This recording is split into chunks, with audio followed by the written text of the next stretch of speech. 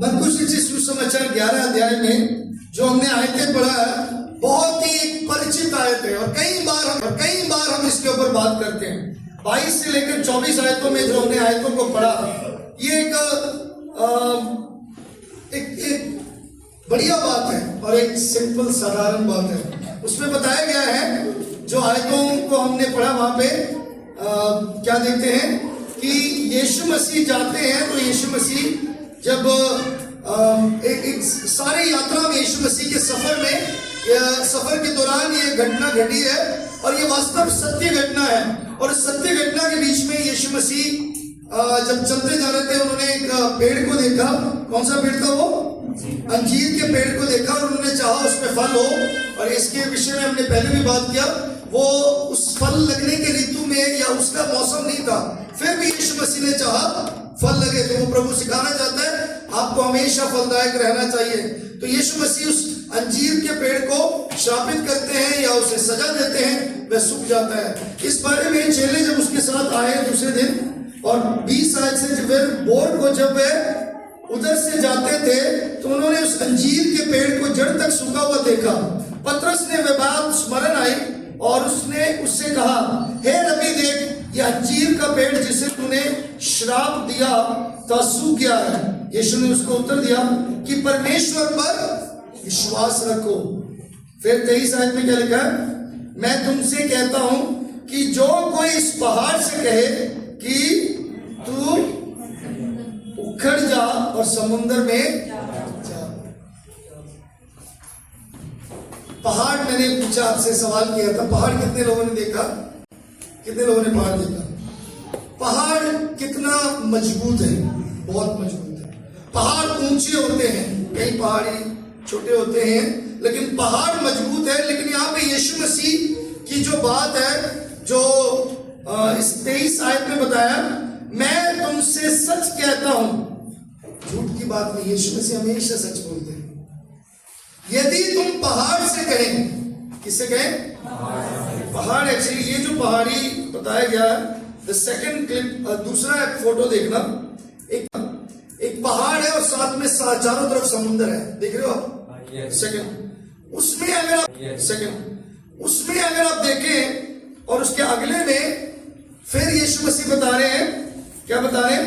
अगर तुम पहाड़ से कहें कि वह क्या हो जाए, कि तू उखड़ जा और समुद्र में जा पड़, अपने मन में संदेह न कर, वरन प्रतीति करे कि जो कहता हूं वो हो जाएगा, तो उसके लिए वही हो जाए, उसके लिए वही। हमारा विश्वास पहाड़ को हिलाने वाला विश्वास है कि नहीं? How is our faith? आज सुबह बहुत सारे लोग ये कहते हैं विश्वास रखो, विश्वास रखो। प्रार्थना करने के लिए कोई बोलता, हम बोलते हैं विश्वास रखो, विश्वास रखो। कैसा विश्वास? किस प्रकार का विश्वास? आपका विश्वास पहाड़ को हिलाने वाला विश्वास है कि नहीं? एक जगह पर यीशु मसीह ने कहा, तुम्हारा विश्वास राई के बराबर का भी हो, the size, but same time में उसका पावर। याद रखिएगा, एक तो साइज विश्वास का नाप नहीं, विश्वास की सामर्थ की बात है यहां पे बताया गया। सो मेरे प्रियो, आज मैं आपके सम्मुख जो बात लेके आया हूं, वो इस बात को ध्यान रखिएगा, जब यीशु मसीह ने कहा, क्या हम गंभीर रूप से उस बात को लेते हैं कि नहीं? मैं भी पहाड़ों को मैंने भी देखा, कई बार मुझे लगता है वाकई में पहाड़ उठ जाएगा, पहाड़ निकल जाएगा। मुझे नहीं पता आप में से कितने लोग सच बोलेंगे कि नहीं। सच्चाई में क्या आपने कभी पहाड़ के पास जाकर इस आयत को स्मरण किया और बोला, पहाड़ उखड़ के समुद्र में गिर जाए, हो जाएगा? आपके लिए असंभव लगेगा।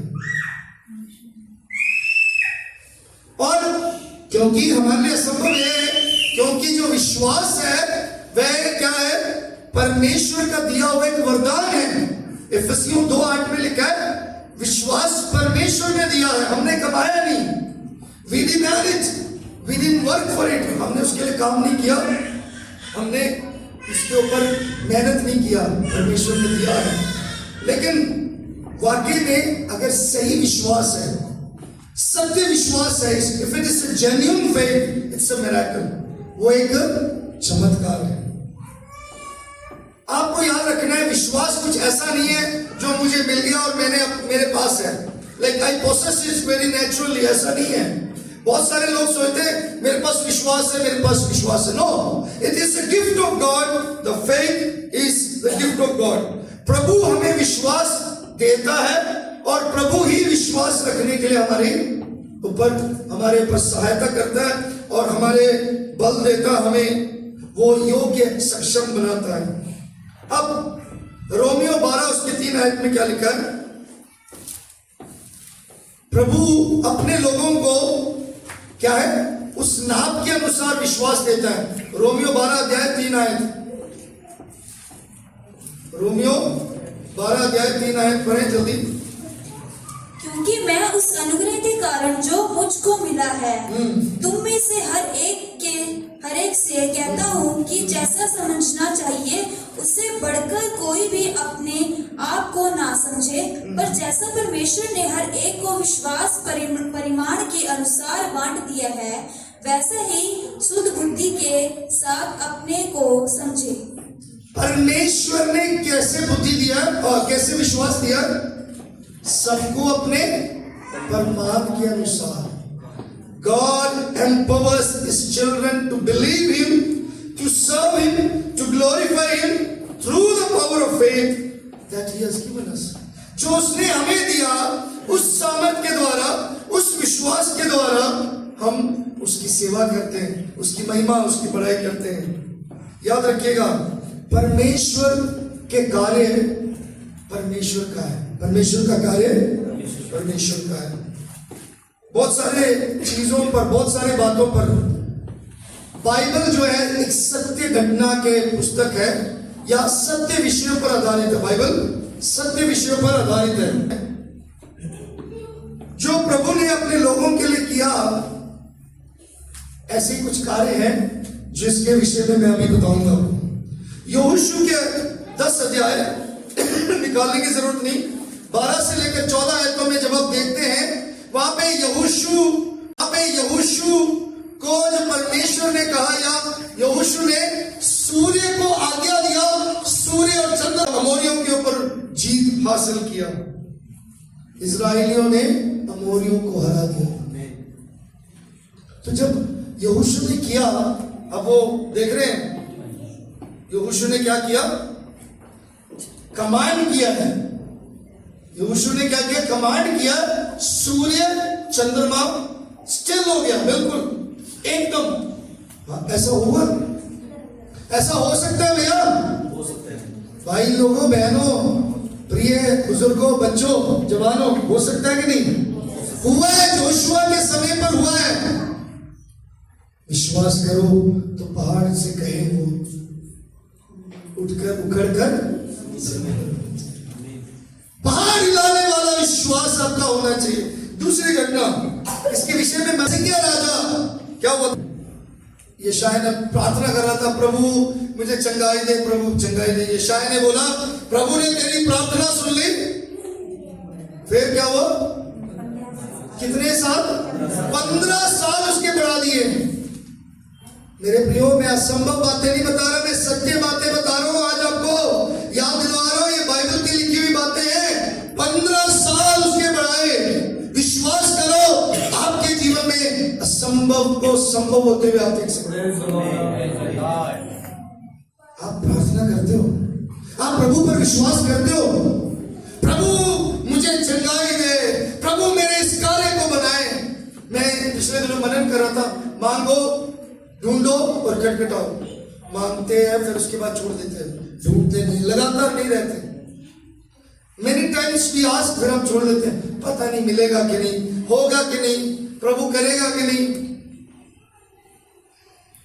मेरे प्रियो, परमेश्वर ने 15 साल राजा क्या हुआ था, हिजकिय्याह राजा। Did you find Hezekiah picture, बीमार हो गया, मरने पर था।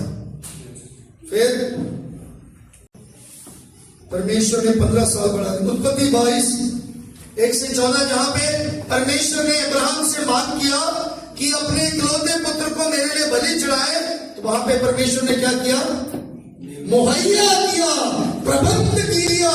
जो अपने इकलौते पुत्र परमेश्वर ने एकदम से क्या किया? इंतजाम किया। मेरे प्रियो, क्या हम वाकई में परमेश्वर की आज्ञाओं को मानते हैं? अगर हम मानेंगे, विश्वास के कार्य को देखने मिलेंगे। अगर हम उसके बातों पर, उसके हुक्मों पर चलेंगे, उसका अंगीकार, उसके आज्ञा का पालन करेंगे, यकीनन हमारे जीवन में वो प्रबंध करेगा। उसके लिए क्या हमने करने के लिए तैयार हुए हैं? Have we committed and have we trusted the Lord and said, Lord, you asked me, प्रभु आपने मांग किया, मेरा इकलौता पुत्र सही,